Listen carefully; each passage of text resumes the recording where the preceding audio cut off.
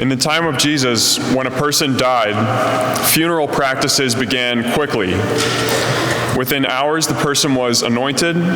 They had spices put on them and other things that smelled good. And then there was a brief time, about 8 hours, where family members could come and say their last goodbye to the deceased.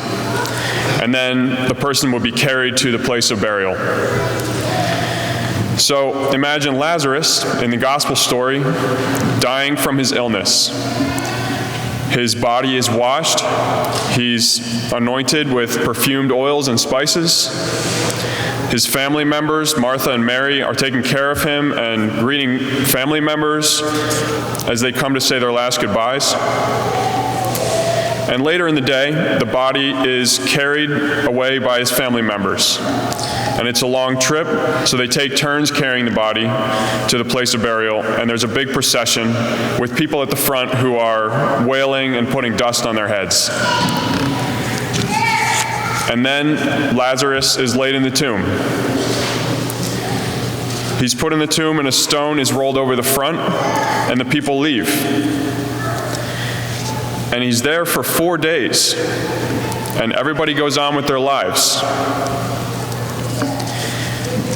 And then Jesus arrives, and Martha goes out to meet him outside town and says, "Lord, if you had been here, my brother would not have died. But even now, I know that whatever you ask of God, God will give you." That's some serious faith. And they all accompany Jesus to the tomb, and Jesus weeps. We have all been in a place something like this, especially if we have some past sin that we haven't confessed. It's like a stone is rolled over it. Holding on to a mortal sin without going to confession is like holding on to a cancerous tumor. We can live with it for a while, but eventually it'll kill us. We have to go to Christ, the divine physician, in confession so he can remove it for us. Now, I'm not a priest yet, so I haven't experienced this myself, but pretty much any priest will tell you that one of the best things they get to do is to forgive the sins of someone who has been away from confession for a long time, or someone who is able to confess something really difficult. It's a powerful experience for a priest because they get to see a huge burden lifted off of a person's shoulders.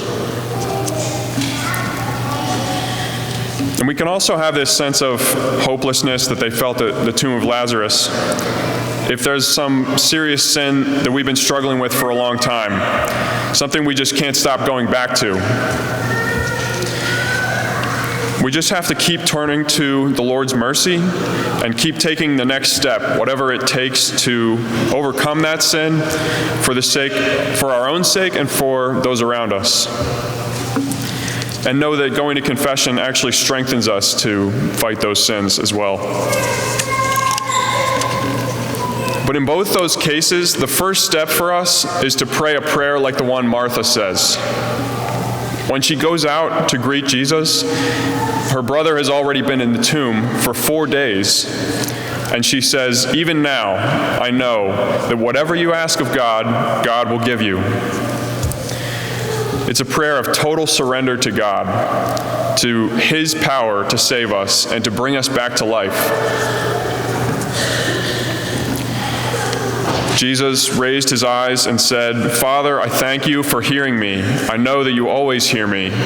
But because of the crowd here, I have said this, that they may believe that you sent me." And when he had said this, he cried out in a loud voice, "Lazarus, come out." The dead man came out, tied hand and foot with burial bands, and his face was wrapped in a cloth. So Jesus said to them, "Untie him and let him go." The same God, the same Christ is here who was with Martha and Mary and Lazarus 2,000 years ago.